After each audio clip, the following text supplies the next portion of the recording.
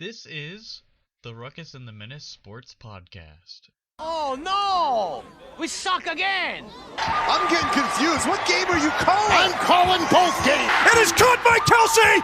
Touchdown! Kansas City! Anthony for three. Bang! Ladies and gentlemen, welcome to the Ruckus and The Menace Sports Podcast, episode number 61. I am Ruckus, always causing a ruckus. And this is America. Nah, I'm Spanish Menace. What am I kidding? Don't catch them slipping, though. Look what I'm whipping, though. Good old Childish Gambino. Alright, yeah. We're starting this episode off with a bang, as we are going to do our pregame warm-up shortly. Gotta take off the baggy sweatpants to warm up for our games. Then we'll have our starting lineup, which will consist of mainly All-Star Weekend stuff, but we'll talk about it. The good, the bad, the ugly. Then we'll have our high heat, which is NBA free agency week 1. Our color commentary, which is All-Star Weekend themed for MLB. And then our primetime game results / our theme for this episode. And then... That's actually not a theme for this episode, but a theme for a episode in the near future. That is correct. Thank you for correcting me on that. And then, last but not least, we'll have our stud and dud of the week. But without further ado, do you want me to start off the pregame warm-up, or do you want to go? Well, seeing as though you kind of struggled down the layup line, we'll let you kind of get another shot at it. So go ahead and kick it off. You're saying I'm bad at layups. How dare you? I just said you kind of struggled down the layup line. There's a little bit of a difference. Troll.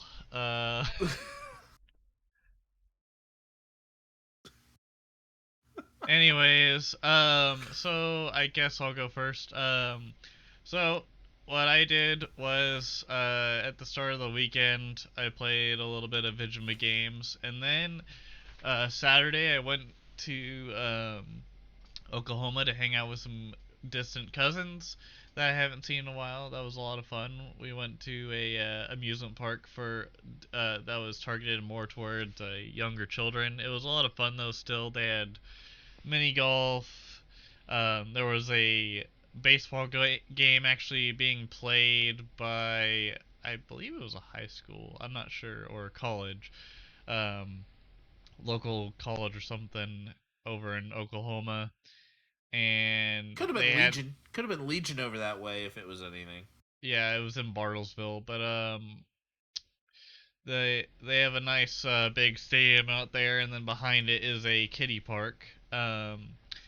So we did that, and then I came back in Kansas City Sunday afternoon and relaxed for the near end until we started writing for the pod. Other than that, I've been just playing Battlefield whenever they get the weekly challenges going, and then kind of playing MLB The Show, but I've been more so just trying to either rest from work or play Battlefield.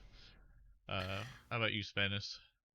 Yeah, I think at this point, if I haven't been doing any resting or things like that, video game-wise, I've been doing a little bit more Diablo 4 and Legend of Zelda Tears of the Kingdom. Although I'm delving deeper into them, I just have been dealing with a small little bout of the video game, or I should say, the video game burnout. This is abnormal, but I've also cherished a lot more of playing games in person, which has been not a surprise. I did a little more D&D on Sunday with my campaign that I'm doing with some friends. But the first week on the new job, well, now the second week, the start of the second week is going well. I will be hitting the road for training later on this week. Been learning a lot and going through still some training, but the experience has been great. I've went to a 4th of July party over the weekend. But what my wife and I did was that we both found the show called Claim to Fame, or at least I found it, was interested in it, and then all of a sudden she's just like, "Oh, this actually is a very interesting concept." We binged through the entire first season within about a few days. As one does. But also the second season is currently going on currently airing now. So we're now having to wait for episodes again. But you're in the show hole. But the concept of the show, I'm sure you've probably heard of this one. I mean, granted, it is hosted by 2 of the Jonas Brothers, but it's the 2 lesser known of the Jonas Brothers. The oldest one that's in the band, and the youngest one that really may not necessarily have a major role as far as the band at all. But the whole concept is that the show is not done where the contestants are not actual famous celebrities. They are relatives of them.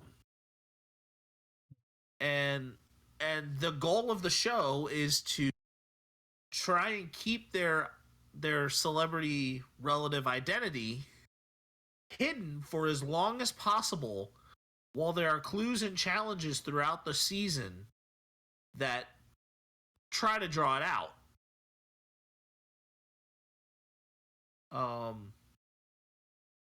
Notably, some notable people who have been on. One of them was the daughter of Brett Favre.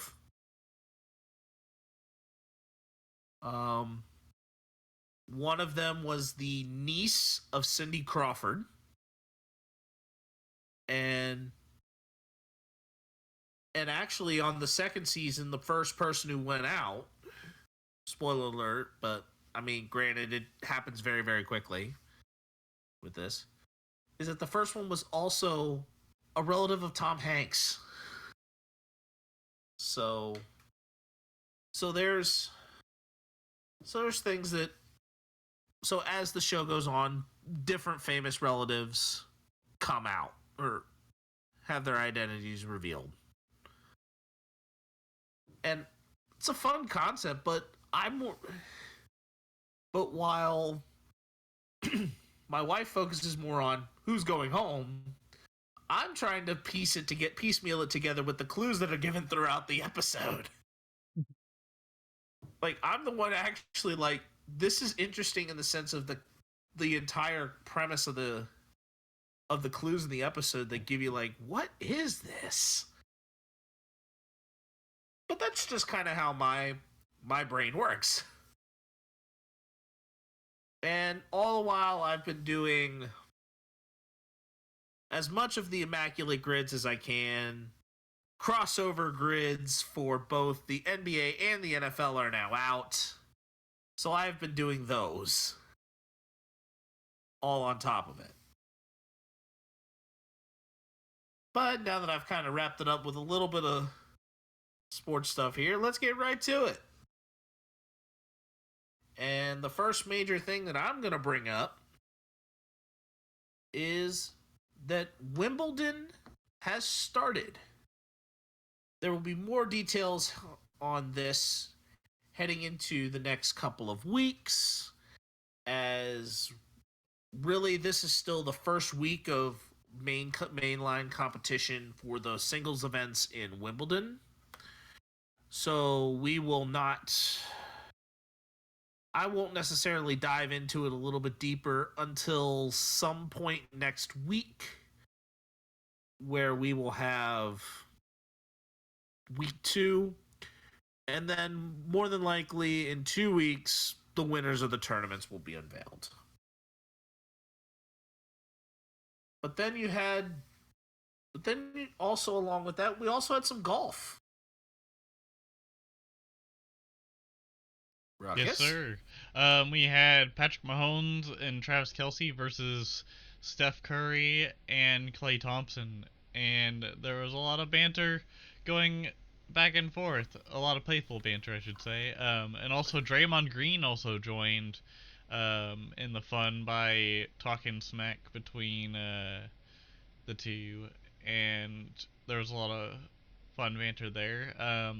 But at the end of the day, Travis Kelce and Patrick Mahomes won the match against Steph Curry and Klay Thompson. And I believe, didn't Travis Kelce and Patrick Mahomes win against Tom Brady and. Wasn't it Josh Allen? Yeah. Or actually, it was Josh Allen and Mahomes versus Brady and. Probably Rodgers. Yeah, that's what it was. It was the old guys versus the young guys. But I think what makes this interesting is that you have Steph Curry, who's normally known for being a pretty good golfer. I mean, let alone he hosted or kind of was like the main person behind like a few seasons of Holy Moly. So we know a little bit about what Stephen Curry can do with a set of golf clubs. But but then also Patrick Mahomes, who not too shabby with a set of golf clubs. So really it just came down to who could kind of embarrass themselves less with the golf clubs between Travis Kelce and Klay Thompson.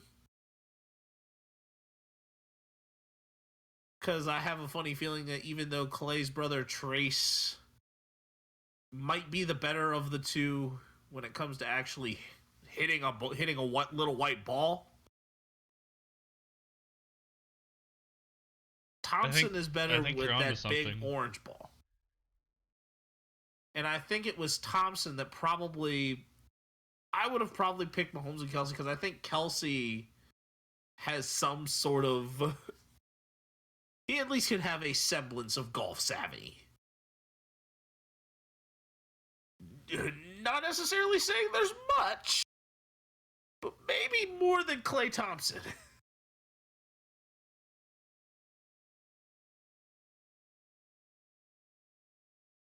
But that's just me. Yeah.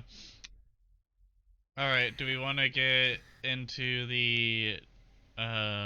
Yes, and we have the Home Run Derby candidates. So far, there consists of 6 candidates. Well, you would normally think that there's 8. There should be 8, and that's right, because they do that bracket style. But also, they have another week to go until more people join in anyways. So my guess is they're gonna have 2 more people join in later on in the week, and maybe they get announced tomorrow, maybe they get announced while we're on the pod, but we'll let you know if it happens during our pod recording. But as far as we know, and that is headlined as far as on MLB.com and Fox Sports, Julio Rodriguez is representing the Seattle Mariners, the home team of the All-Star festivities. Then we have Vlad Guerrero Jr. Then we have Mookie Betts. And then we have Randy Arozarena. Pete Alonso, which is looking to get his going for 3 in a row. Well, not really 3 in a row, but it's 3-time third-time champion. Actually, it's his 4th time in the Derby. No, I think it would be his 3rd. Didn't he play last year? No, Pete Alonso hasn't won him in a... I'm not saying in a row. I'm saying this will be his 4th ever home run derby. I believe it's his 4th ever home run derby, but I believe he has only won 2 of them. Right. Yeah. And then speaking of times, this will be the first time that Adley Rushman is in the home run derby, and I believe the same for Mookie, correct? Or was Mookie in a home run derby previously? I don't think Mookie Betts is normally known for being a contact hitter. All right, so we have 2 guys that have had their first times in home run derby: Mookie Betts and Adley Rushman. So we'll see how that goes. Again, we'll let you guys know live if there's any new rumblings. But all right, are you ready? I mean, based off of this, I see Vlad Jr. making a lot of noise in this. I don't see Mookie or Rosarena going very far. We'll see. And depending on Randy which has side of the bracket, that Vlad Jr. and Alonso are in, I think they're my favorites to go to the final. I think a Rosarena has a better chance than Mookie. I feel like Julio and Randy have like about the same chance based off of the energy they put in their swings on the right side, because Julio, and then the same with Vlad. I feel like those 3 have a good chance. I mean, obviously Alonso, we know what he's capable of, but like just the amount of energy they put in their swings. Like if you had Shohei out there, he's not gonna last, because he puts a lot of motion into his swing, and it's really hard to replicate that per pitch, and especially when he was in it a couple years ago at Coors. But anywho, I mean, don't forget that that's also not necessarily a bad thing. Because history has shown that even players who put a lot of motion into their swing, granted under a different format, that it was in the 10-out format back then, Prince Fielder is one that I would say would be in that conversation as far as players who had a whole lot of motion in their swing, especially putting everything into it, and winning a derby. I feel like his motion wasn't as big as Bryce Harper's motion. Harper's was more what'd you say? Or maybe it was equal. Maybe, I don't know. Yeah. But I will say this. The only player who has done or won more home run derbies than anyone is Ken Griffey Jr. How many has he won? He won 1994s in Pittsburgh, 1998s in Colorado, and 1999s in Boston. So Alonso would need to tie him this year in order to maybe cement some history in the history books to win. Yep. Vlad Guerrero has already made history with his number of home runs that he hit in 2019. Because I don't see very many people breaking 91 home runs in a derby. I don't see that either. Yeah. All right. But the big thing about Ken Griffey Jr.'s swing is that you've watched him swing the bat. Mm-hmm. Like, it just looks so natural. Like, it just feels natural. Yeah. And effortless. So, I mean... So that So that I think will be an interesting, really an interesting thing is to see who kind of has the most natural swing, and that may be who we ultimately pick. We'll just have to see. Alright, are we finally ready for the good, the bad, and the ugly? Yep.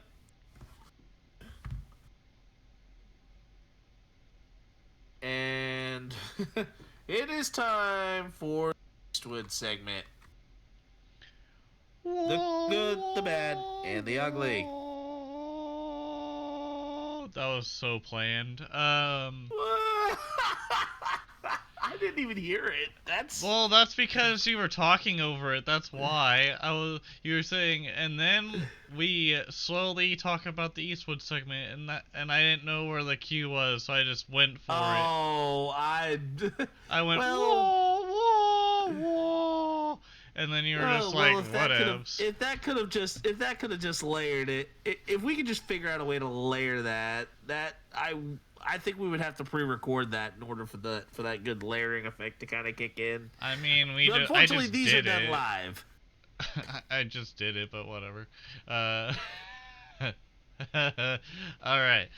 Okay, so I'll start with what's good in sports. So Vegas is taking the bid for a new stadium for the Oakland Athletics. Is this really good though? I mean, it finally gives Oakland a new stadium. I mean, not the city of Oakland, but the team a new place to go. It gives them brevity. It gives them brevity for a chance to move. But is really having all these pro sports in Las Vegas a good thing?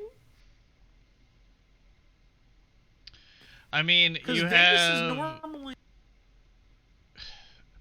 normally would see most professional sports leagues way back in the day not even touch the city of Las Vegas as a pro sports city with a 10-foot pole.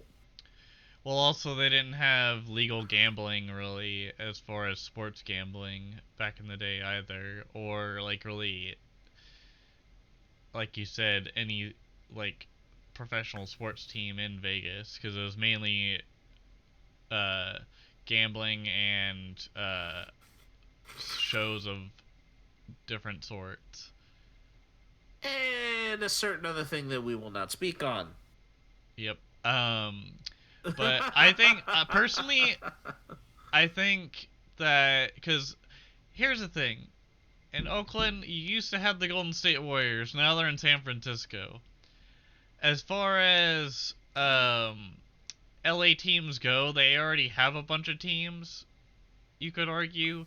But I think the whole Vegas thing, you have the Knights, you have the Raiders, and then you have eventually, if this still goes in fruition, the Athletics. So you have three teams, not including the minor league Las Vegas team, which I don't even... the 51s, which I don't even know if they still exist. I'm going to double check that. Yeah, I just didn't know if they are now known. They used to be known as the Vegas 51s. They are now the Las Vegas Aviators. Also, what was their minor league affiliate? The irony of this. Get a load of this one. Okay. The Las Vegas Aviators, with their formerly known name, they are the AAA affiliate of the Oakland Athletics. I mean, that'd be pretty convenient for them too, because is there really a rule against how far your or close your minor league affiliates can be? Or is it more so just on who's accepted your affiliation?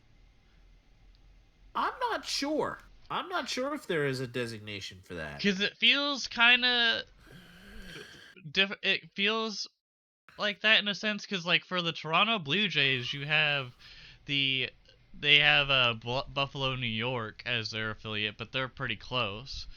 I mean, or closer. The Kansas City Royals have the Omaha Storm Teachers, which is in Nebraska, which is like a little farther. Then you have the or not the Ohio Cubs, the Iowa Cubs for the Chicago Cubs, and then you have the Oklahoma City Dodgers for the LA Dodgers. So it's like, Yeah, but I mean that's a distant hike. yeah, Um, I mean, I believe the Baltimore Orioles AAA, they're in Norfolk.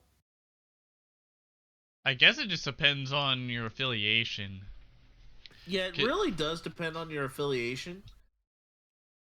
Because I Um, know that the more so the bigger thing is that it's like a lot of the ones that always end up seeming further away are really either the double A or the single A, that they end up being like a lot further away.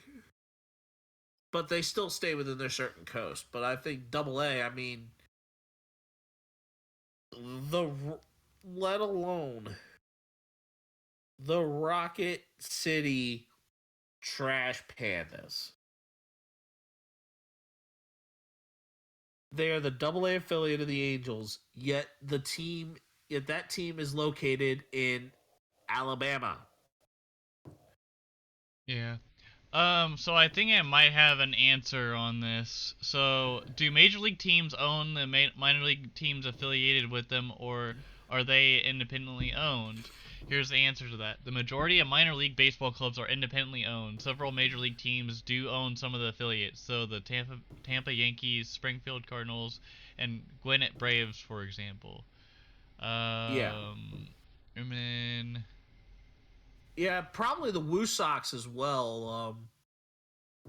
Although they used to be Pawtucket, I think they're now in Worcester or Boston.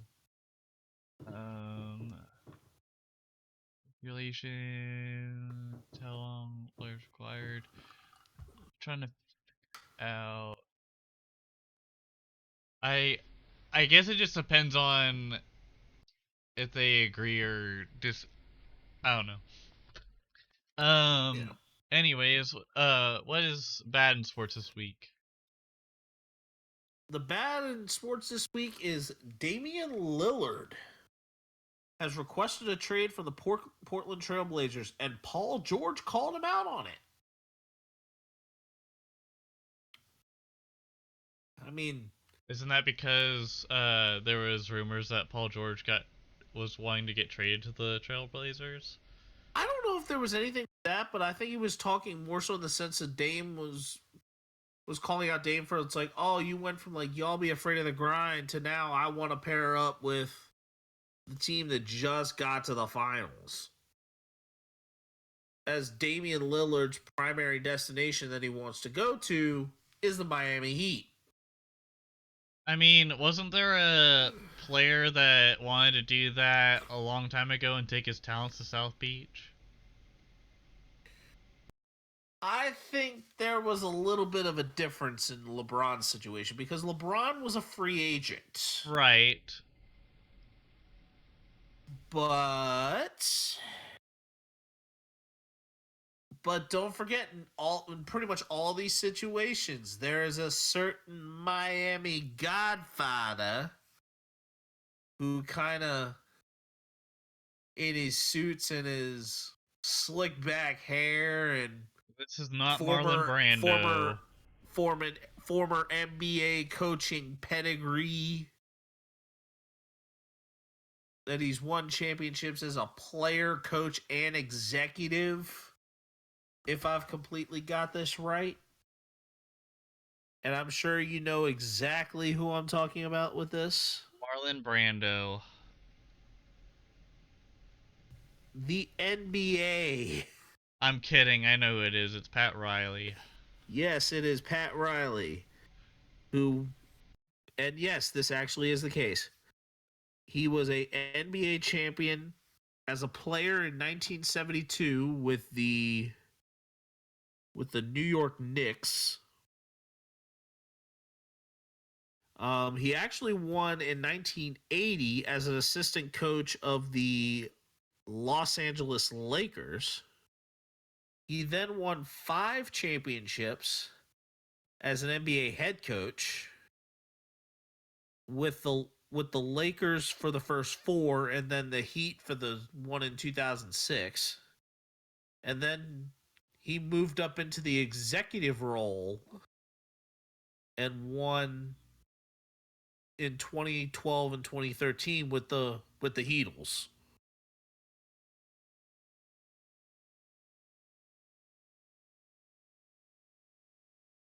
So I mean, that is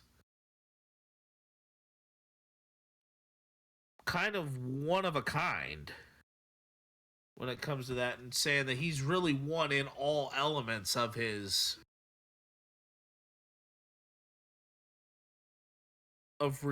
major basketball life. Yeah. So honestly, I thought it was bad because of the fact that the Trailblazers were trying to keep Dame, but Dame was like, "Hey, I'd rather not." Well, and I also feel that the backcourt running mate that they probably will have for him, which likely will be Scoot Henderson and turning into a point guard. I don't know if Dame's at the point in his career where the major thing missing from him is a championship. Yeah. And Portland has not been able to deliver on that. And that let alone is a bummer. Right. But at the same time, Damian Lillard is, if he's wanting to win a championship in his career, he's going to have to leave Portland. The problem is, I really think in order for him to be a major contributor for an NBA champion, he would have had to have left sooner. Yeah. A little bit sooner. Because I feel like the major thing that's going to come out of it, he's going to end up winning like a Jason Kidd type ring. Yeah. And it may, but I think Dame has championship caliber written all over him. What if he goes somewhere that where we least expect it? Like, what if he goes to Golden State? That would never happen. Golden State would never happen. And that is because you would have to send Steph Curry to Portland.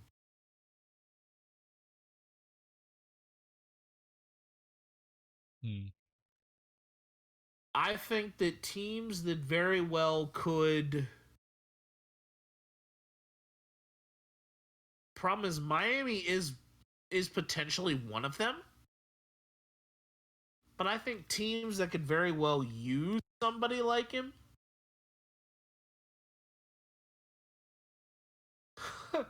turn it into a little bit of a sweepstakes and make it and invest into DC and let DC invest.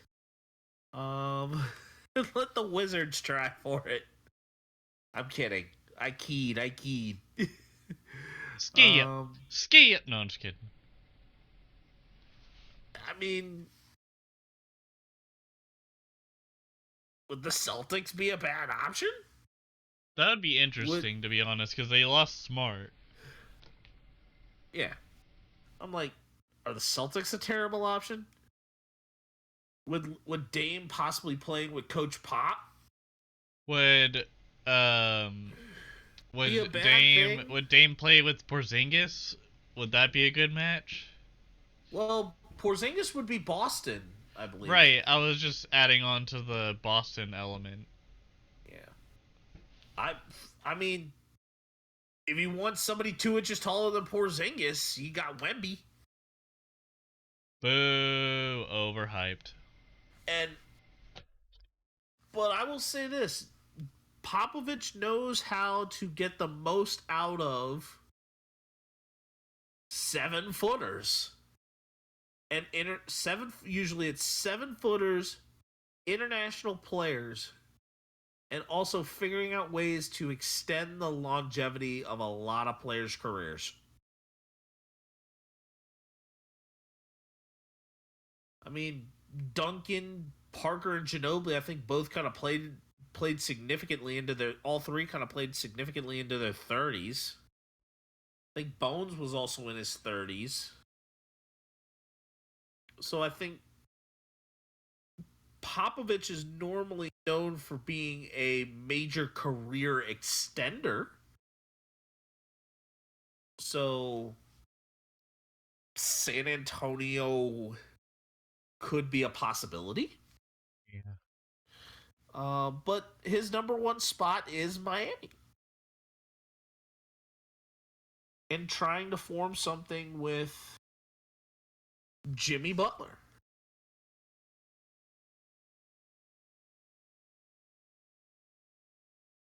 But I think it's going to have to involve a 3-team deal if he ends up in Miami. A third team is going to have to get involved. Man, wouldn't that be three-team deals already in the off season? I If mean, that were I to think happen? you had the. Let's see, you had the Wizards deal. What are the couple of others right now? But I think we can kind of delve a little bit more. I think we're kind of diving a little bit too deep into this for right now because I believe I did mention this in the high heat a little later, so we can kind of save that for the next segment. But the downright ugly in sports this week. Granted, the ESPN layoffs, some of the most notable, I thought it was Mark Jackson. It actually was Jalen Rose. But That's I kind have of a a couple of downer. some of the other notables here. You have Jeff Van Gundy, Jalen Rose, Keyshawn Johnson, Max Kellerman, Susie Colbert, Chris Chilios, who was hockey, Matt Hasselbeck, Steve Young, Rob Nankovich, Neil Everett, Ashley Brewer, June Lee, LaFonso Ellis, and Todd McShay, who I think were really the biggest ones. And the ones that I think definitely I feel for, especially Susie Colbert. I think Susie Colbert for me was the big one because Monday Night Football. Yeah. Steve Young. I think Steve Young is an effective football analyst. But I do think that I think this opens the door a little bit more for somebody who also does a healthy amount of great breakdowns in Dan Orlovsky. I think Matt Hasselbeck's okay. LaFonso Ellis was college basketball. And I think as far as the college football draft classes for the NFL, I mean, it was Mel Kiper, Todd McShay, something's got to give. There could only be one. And unfortunately, it was Mel Kiper Jr. instead of Todd McShay.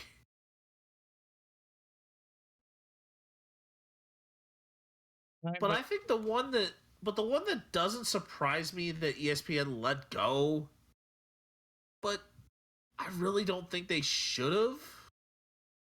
Especially if they wanted to keep a little bit more shock value and kind of some interesting opinions around, was actually Max Kellerman. Yeah, he's a good one. I'm also surprised that they didn't get rid of Lee Corso, even though he's more so like college football, but you can't really hardly understand him. The mascot heads. Honestly, it's the mascot heads that I think is keeping Lee Corso around. Yeah, because you can hardly understand the man.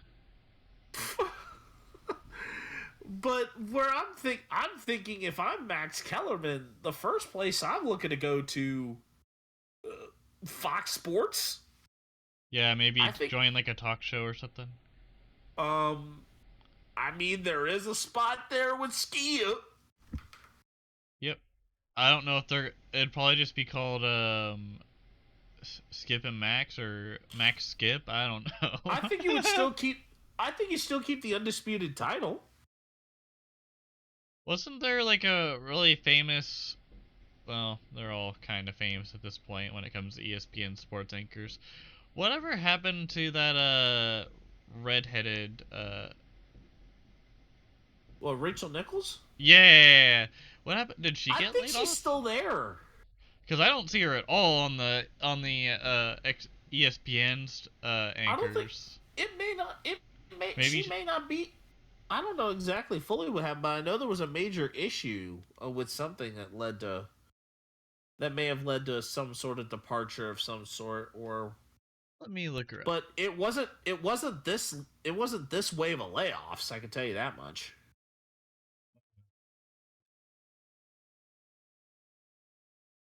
I am more. I think what has me more intrigued is who are some of these NBA guys that are gonna. She's What? now at with Showtime after Oh, turbulent. she's now with Showtime. Yep. Yep. That But answers my I'm question. almost curious as to who's going to be the major pieces of NBA coverage. And that's because you lost Van Gundy, Jalen Rose, Mark Jackson's still there. Mike Bren. Wait, Mike Breen. Oh, Mike Breen is going to be the main guy. Yeah. As if Anthony for three. As if he wasn't already. But then you have. I mean, ESPN has a slew of football analysts that they can go to for just about anything. Teddy Bruschi's still there.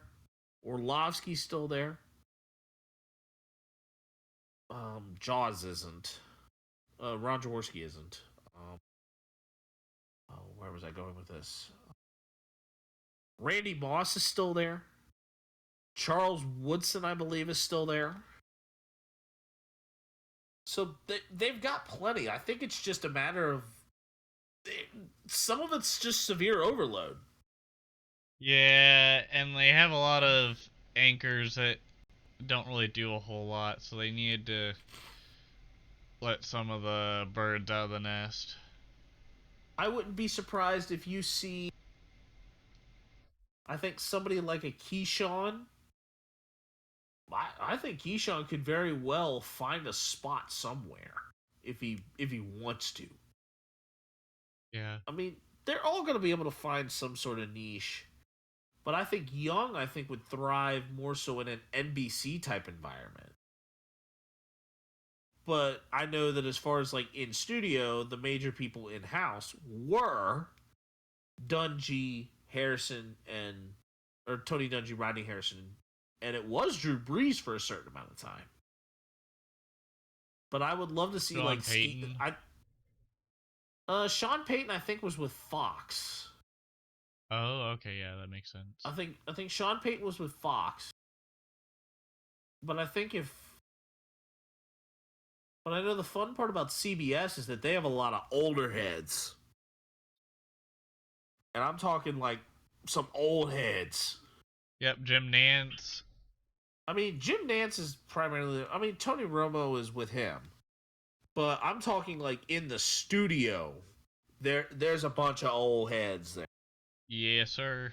Boomer Esiason. I think Dan Marino's still doing it. Yeah. I think it's Marino. The Chin, Bill Cower. Which I wouldn't be surprised if he ended up being like the inspiration for the Fairly Odd Parents' Crimson Chin. Kidding. I mean, that's a good honor, besides being a Super Bowl winning head coach for the Steelers. Yeah, and yet he only got one. But Pittsburgh also has they have a very coach-friendly history. They really don't turn over coaches very often, if at all.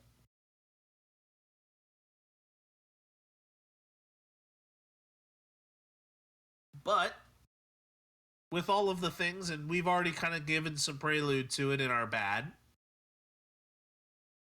The high heat. We have NBA free agents wave 1 and some trade rumors. All right, you want me to go through them? Well, we're going to start with the big names that are changing places. And I will let Ruckus take this one because I will do big names staying put. All right, sounds good. All right, so I'm gonna start with one of them being Fred VanVleet leaving the Toronto Raptors for the Houston Rockets, going for a 3-year deal, and then Dylan Brooks also signs a deal with the Rockets, 4 years, $80 million. I believe Fred's was 3 years, $130 million. Bruce Brown signs a 2-year. Oh, hang on. I'm gonna cut this off. I'm sorry. But remember that we were just, I think it was no more than about a couple months ago, kind of saying that Dylan Brooks was not quite good enough for a deal of this caliber. I mean, right, but that doesn't mean that a team's gonna overspend on a player like that. I mean, that's all I'm gonna The say about Rockets that. could use like a pest on defense, but I'm like, I looked at that and just about anybody of my friend group that I know that are savvy with the NBA. They look at this, they see this deal happen, and the first question they ask is why? Why in the world would the Rockets make such a dumb deal? Well, as Mr. Krabs would say, money. But that's talking about spending money. SpongeBob me Bob. All right, let's get back on track here. And then the NBA Finals champion of the Nuggets is now going to the Indiana Pacers. Bruce Brown, not to be confused with Chris Brown. Bruce Brown signed a 2-year, $45 million deal with the Pacers, and then Gabe Vincent goes to the Lakers, and then Max Strus of the Miami Heat goes to the Cavs in a trade, and then sign on extension to the Cavs. So simply, Miami does incredible with this one thing of being able to. It's like the Miami Heat. This is the Tampa Bay Rays in basketball terms. Yep. That they basically breed these guys up, get them played up and coached up properly, to the point that they just don't spend anything on them afterward and flip them so that they can do it again. Some notable examples: Hassan Whiteside. They're going back, Jack. Do it again. We're going with Gabe Vincent and with Vincent and Strus. So they're basically turning nobodies into somebodies. And if you're kind of one of these teams that if you're in a summer league spot and you want to have like a very solid chance to be very well developed, and even working your way up from the G League to potentially make the NBA, to eventually make the NBA and be a vital player, the healthiest system for you to be is the Miami Heat.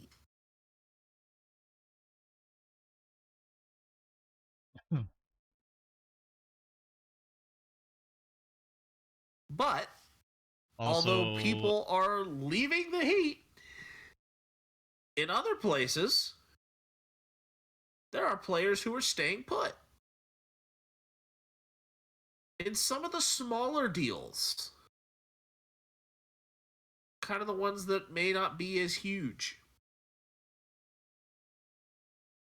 D'Angelo Russell is staying with the Lakers on a 2-year, $37 million deal. Austin Reeves gets a little bit of a longer extension with the Lakers at a 4-year extension. Former Wichita State Shocker and OU Sooner, Boomer Sooner. LaMelo Ball signs an extension with the Hornets. Tyrese Halliburton signs a 5-year max extension with the Pacers. Kyle Kuzma stays with a 4-year, $102 million deal. And in some of the bigger names, you have Draymond Green getting a 5-year extension with the Warriors. Chris Middleton with a 3-year, $102 million deal with the Bucks. And then Domantas Sabonis getting a 5-year, $217 million extension with the Kings. And then some of our fun extensions.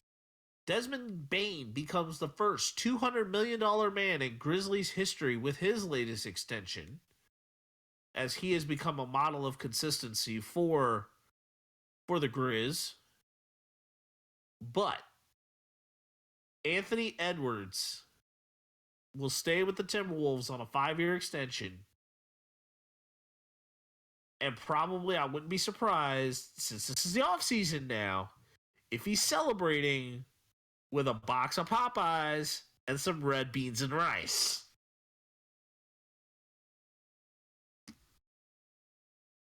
Yes, I said it.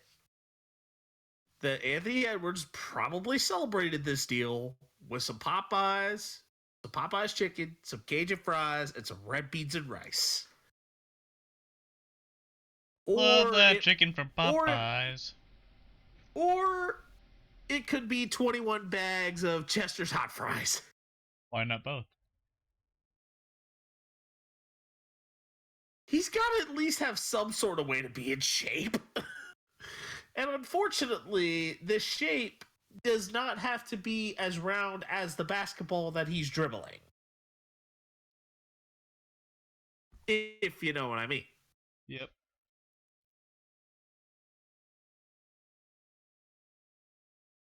But while the Kings also got a great international sensation that may have played his college basketball at an American university in Domantas Sabonis, the Kings also snagged up a big EuroLeague player that is now the new kid on the block. Sasha Venzikov, the Eurobasket MVP, has signed a 3-year, $20 million deal with Sacramento as another European player who will be taking his talents to the States and seeing if his game translates there. What I'm hearing about him is that he's a little bit of a sharpshooter, so this kind of operates very well with the American game.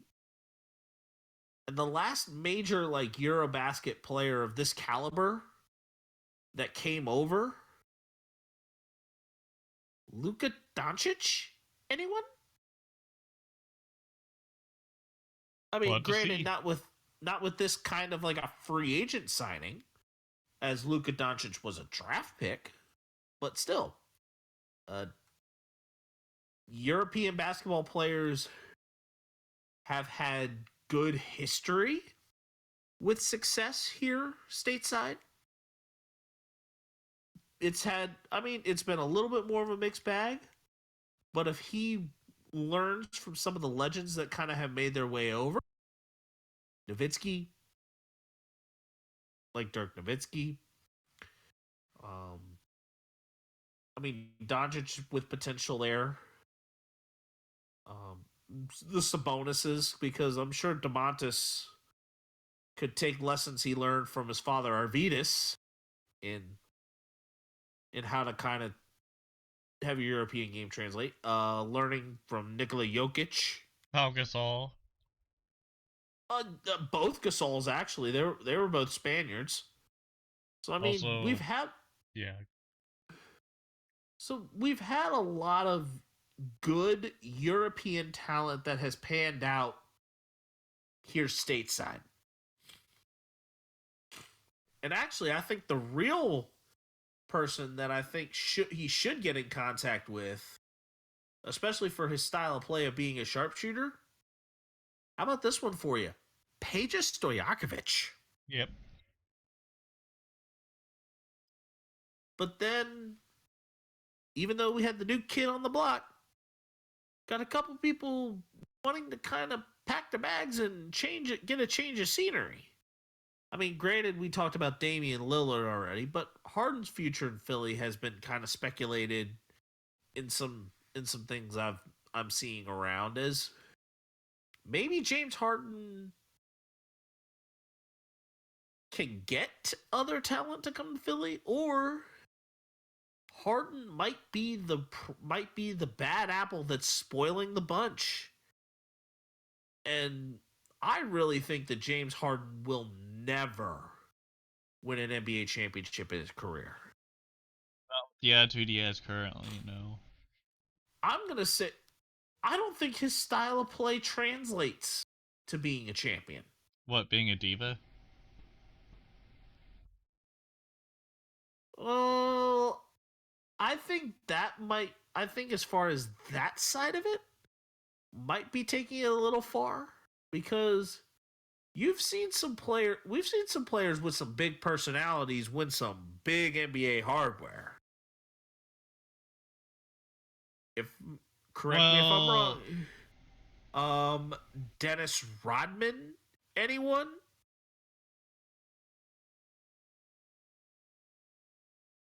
I mean, Dennis Rodman's probably the most notable example out of this bunch, but I mean, Dennis.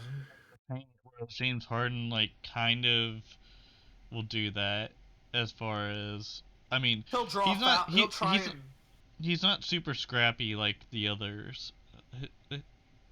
I feel like he kind of haphazardly goes for things, but he has layups going for him.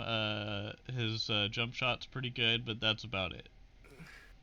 Well, that and trying to draw fouls to the free throw line, which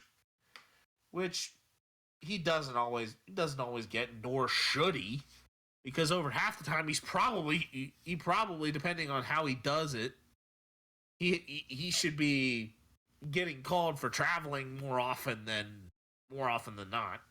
Yeah.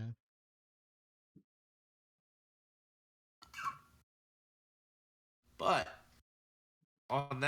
with that being said, we now move on to the color commentary. And this week's color commentary is the tale of the tape. And the question is, based on the or at least the first run of the roster selections for the American and National League All-Stars, who has the advantage? And at catcher, we have the AL's Jonah Heim, Adley Rutschman, and Salvador Perez versus the NL's Sean Murphy, Elias Diaz, and Will Smith. I think for sure it's the NL has the advantage here, because Sean Murphy has experience with both the AL and NL, and has the power, as he is an Atlanta Brave, but also he is shown why he got traded and then extended to the Braves. Elias Diaz is an upcoming catcher for the Rockies and doing well this season. And then Will Smith, not the one that slapped Chris Rock, but a catcher that can hit the ball and also play good defense. It gives them an advantage. Yes, Salvador Perez is a KSA Royal and will probably stay that way. He is not what he once used to be. He has the power, but he is not going to be. I don't feel like he's going to be as big of a help at catching because I don't think he'll really be starting or anything. He's more of a backup. But Jonah Heim and Rushman are probably your best options for actually being a catcher currently, as far as health wise. So I think the NL have the advantage here on catcher. I'm taking the AL. I'm taking the AL here because Heim is pretty solid on both sides of the play, or both sides of the coin. Rutschman and Salvi can both hit. Rutschman may be more defensive sound than Salvi, but all three of those catchers can rake. And although Will Smith over there could get jiggy with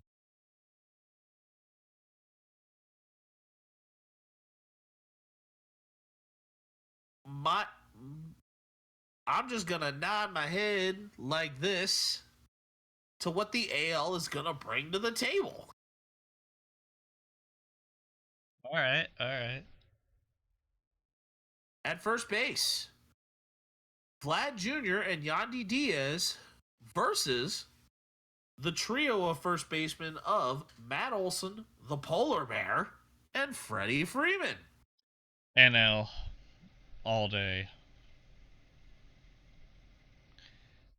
Power on all sides, and defense. Although Alonso doesn't have much of a defensive prowess, Freeman and Olsen do. I think in this case, I am going to go with the NL. As I think I'm going to agree with you on the NL as well. And the biggest thing that Yandy has that the other three on the other side don't is that Yandy has a little bit more versatility in terms of where he can play. Yeah. He can go to second, he can go to third if in a pinch. If they want to run Vlad Jr. for a little long before moving Yandy over. And I mean, there's a lot of versatility that the AL lineup does have in some of these positions. But the next one we have is at second base. Marcus Semien and Whit Merrifield versus Luis Ariz and Ozzy Albies. I'm going to be honest here. I'm going to say I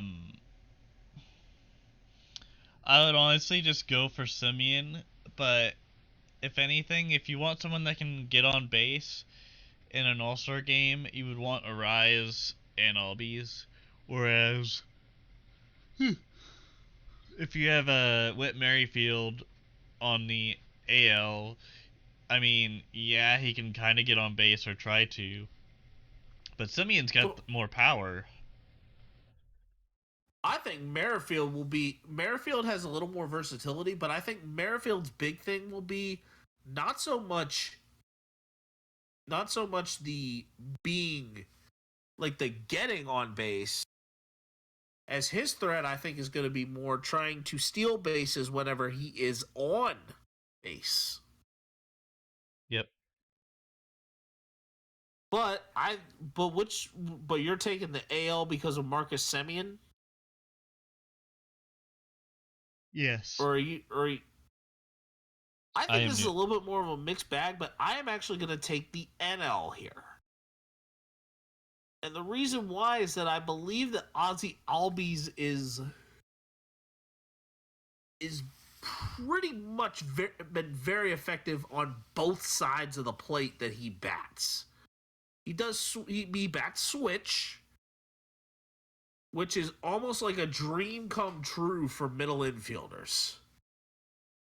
if you're a middle infielder and you bat switch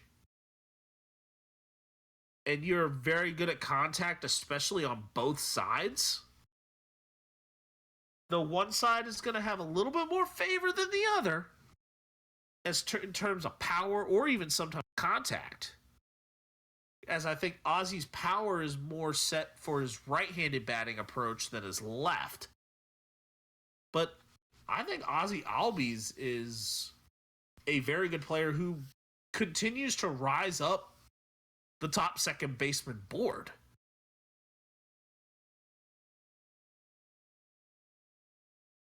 At third base, actually, I'm going to also say that Arise has also been seeing the ball in a non-human type of way.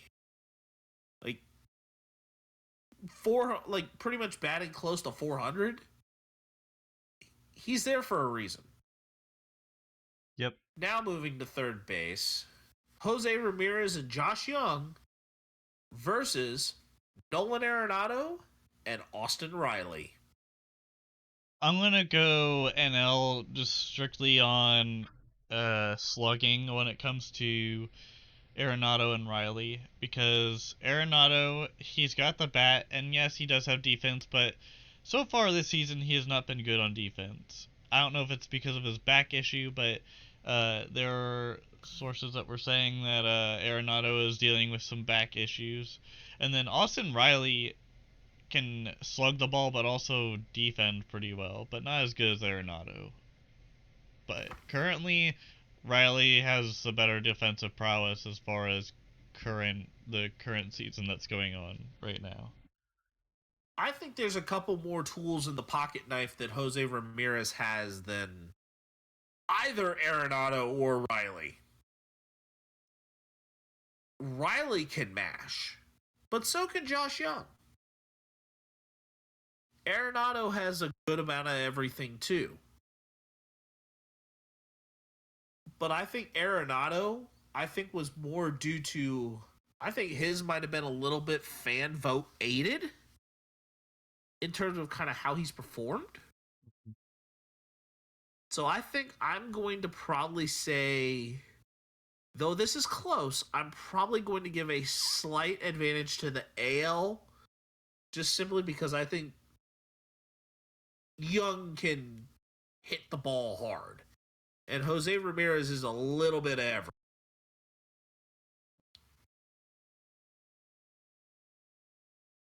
Shortstop, Seager and Bichette versus Dansby Swanson and Arcia. It is... And what is his first name? I put Arcia, but... Orlando Arcia. Orlando Arcia.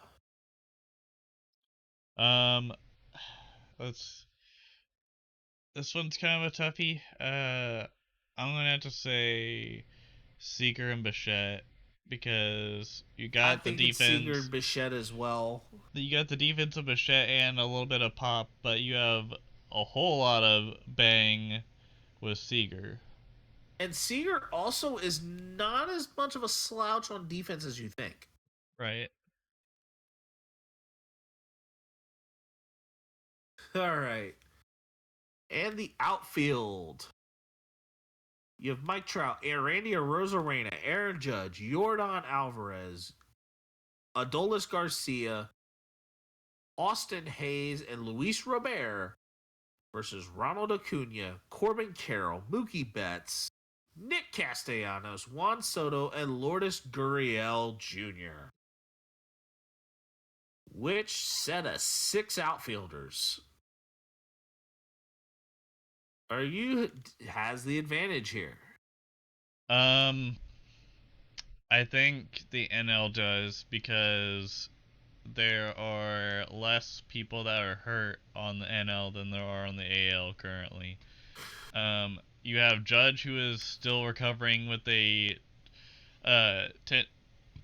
torn tendon in his toe, which he may not even play.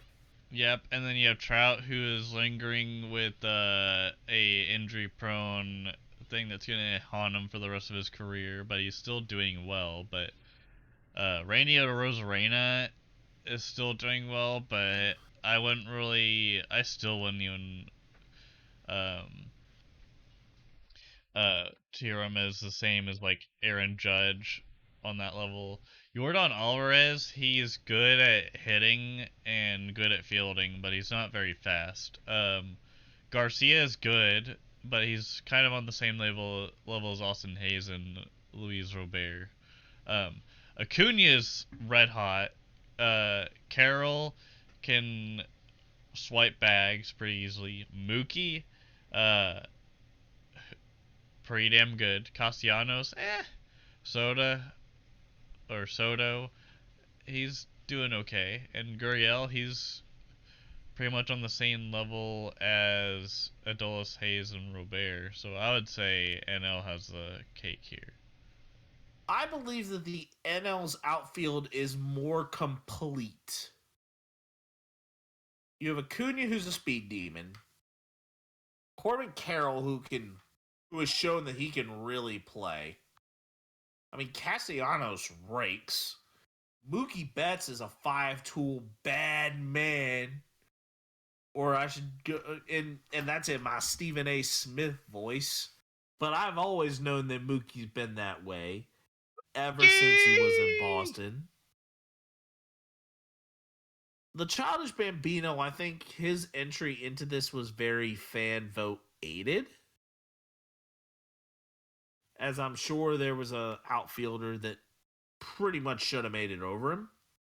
And then Lourdes Gurriel, I mean, you move out of Toronto, and I believe this was also a part that he was a part of the major part of the Dalton Varsho deal. He was a part of the Varsho deal because and then I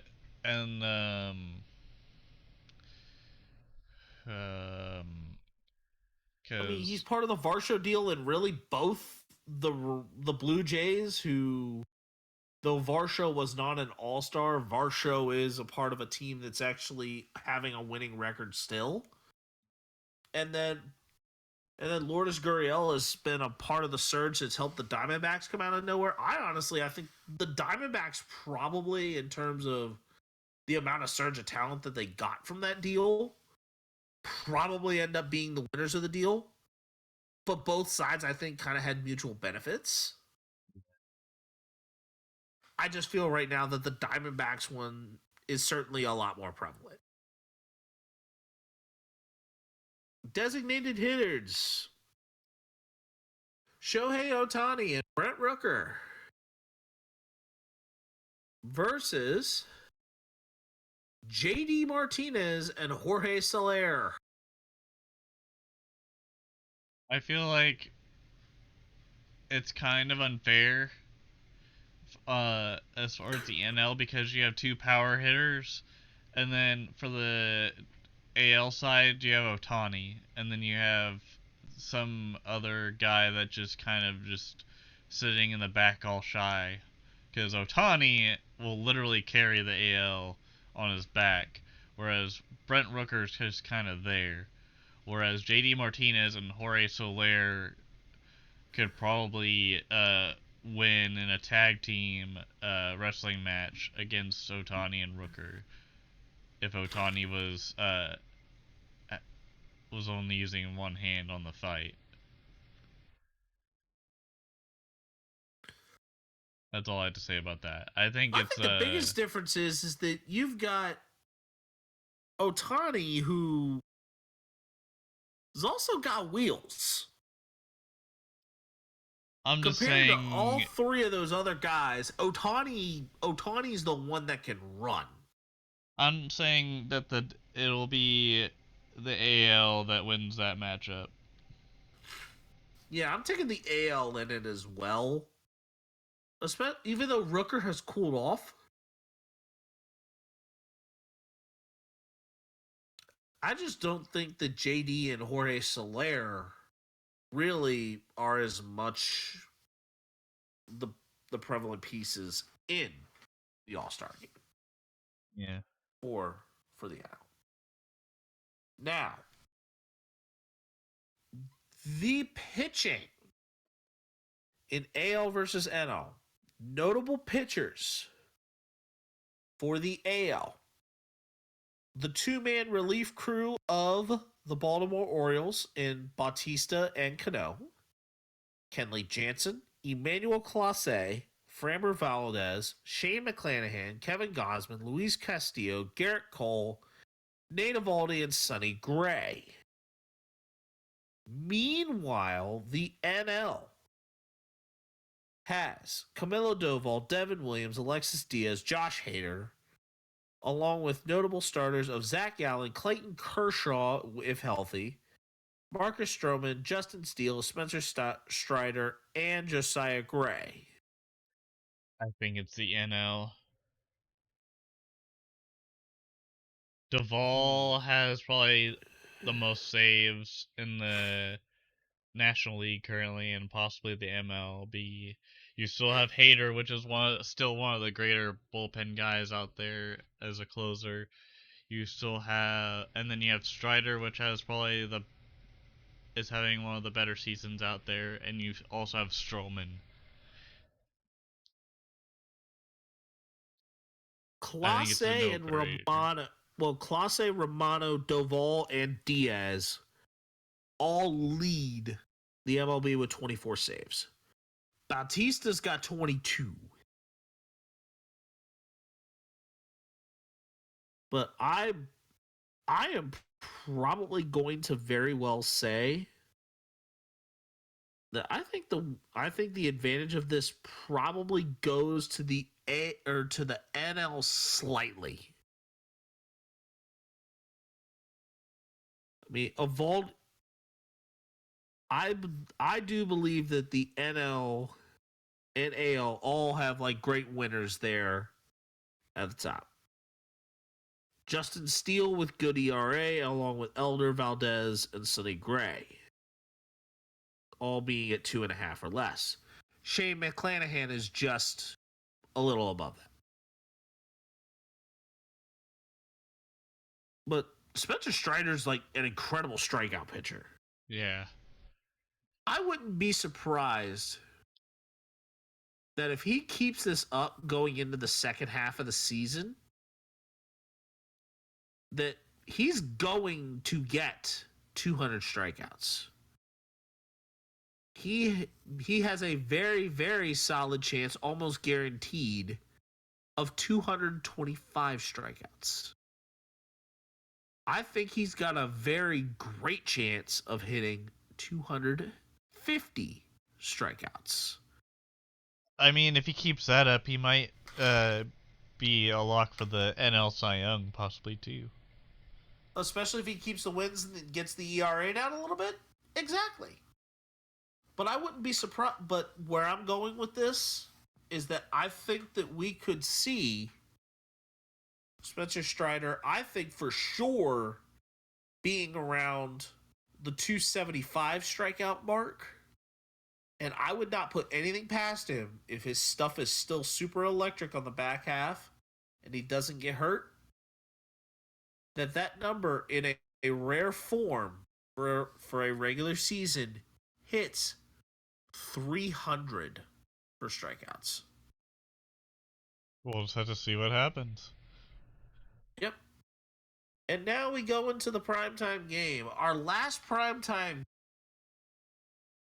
we had a Wheel of Theme Team showdown where Ruckus and I both had divisions assigned to just about every single position we had, and we played. Got off to a very, very slow start before Ruckus started out with a 1-0 lead in the fifth with a home run from Francisco Lindor. Yep. In the eighth inning, I manufactured a run with a sacrifice fly following stealing second and third with Trey Turner before the sacrifice fly was hit. And then I manufactured another run in the top of the 10th, and then broke the game open with a RBI triple. Actually, I broke it with an RBI triple from Biggio, and then to go with the sacrifice fly from Paul Goldschmidt, and I win. Menace wins 3-1 in 10 innings. And notably, I had Yu Darvish strike out 12 in a no decision. I had a no-hitter going through the 7th, I believe. I pushed it into. I had to have gotten one in the 5th. Okay, I had to yeah. have got. I had to have gotten a hit somewhere along the way before. I think I broke the no hitter after like either the 5th or the 6th inning. But That then sounds about right. manufactured a run. Manufactured that run in the 8th. That was a very, very tough game. We have no primetime game this week. But within the next couple of episodes, we will have our second theme team showdown. And the theme we have is a 3-team Monty. So what it will be is that we have a wheel that we will spin back to back, like one to another. But once a team is selected, it comes off the board. And so, in short, if you get the Mariners, I can't get the Mariners. Side note, the All-Star game uniforms are absolute buns. They're terrible. They don't look all that good. But that's just a side note. But we will each spin a wheel. We'll do another evens odd flip to see which person will spin first. And we will do it serpentine style from there. So if you spin second for the first team, Ruckus, you then will spin first for the second team. Spin second for your first team, spin first for your second team. Alright. And we are constructing a lineup out of the 3 teams that we pick. Alright. Let's get started. Do we want to spin the wheel now for those 3 teams? Why not? All right. Okay. So, we will actually be doing these spins live. Okay. All right.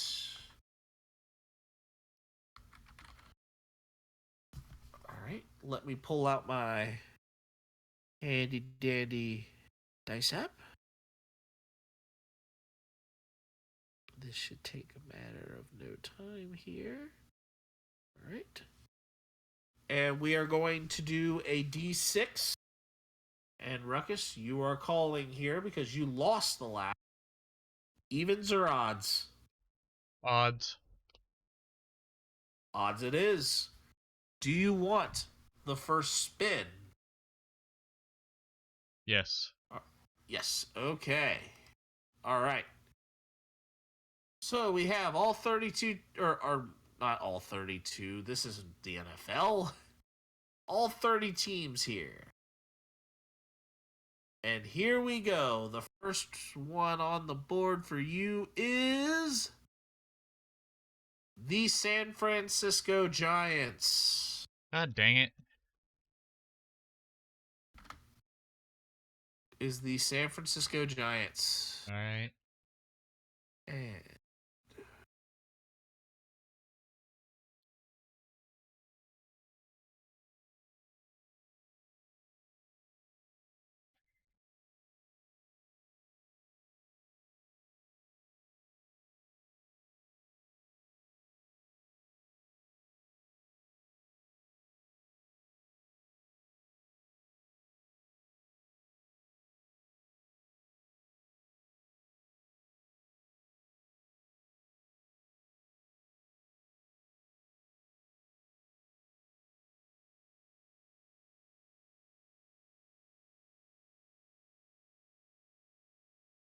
All right, Spanish, what do you have for yours?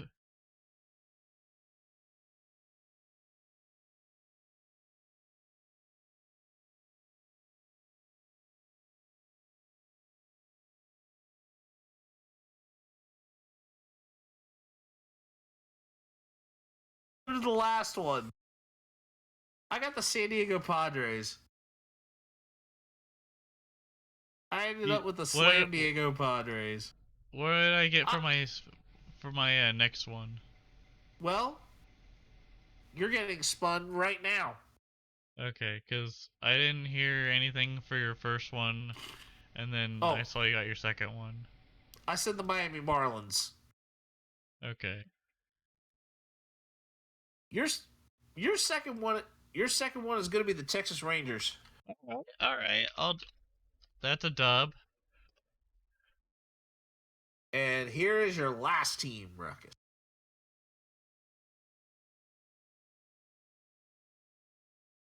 And you get the Cincinnati Reds. Woo! All right. So you have the San Giants, Francisco Giants, the San Rangers. Francisco Giants, the Texas Rangers, and the Cincinnati Reds. All right, easy dub. I currently have the Miami Marlins, the Slam Diego Padres, and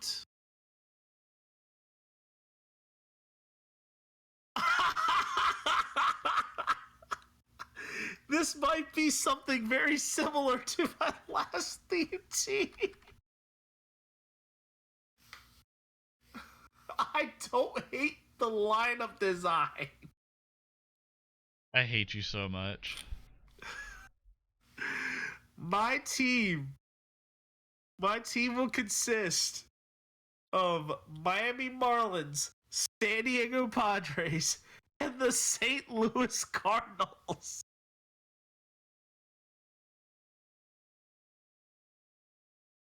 I think we're a little NL heavy. I think yours is more of a powerhouse than mine, but we'll see. We'll see how it goes. All right, let's get. I wish I would have had the requirement of I had to have an ALT, but but beside the point. All right, let's get into our stud and dud. Yep, and here we are. And I'll let you go ahead and start out the studs. All right, so for my stud, I have Shohei Ohtani. As yes, we get it. He is freaking amazing at what he does, but this adds a little bit of spice to it. This almost kind of sounds like a Chuck Norris joke. Shohei Ohtani cracks a fingernail while pitching, and then he returns as a DH and hits a homer. Doesn't that kind of sound like a Chuck Norris joke? Excuse me. Not necessarily.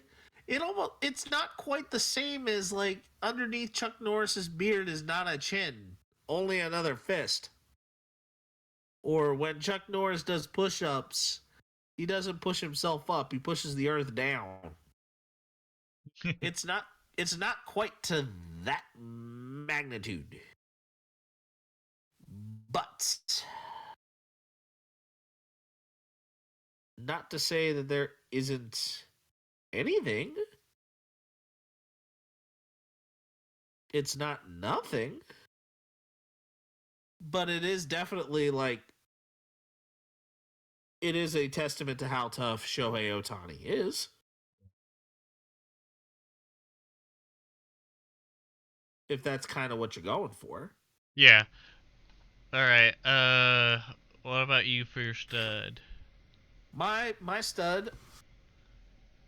The first one I'm going to throw out there is an honorable mention.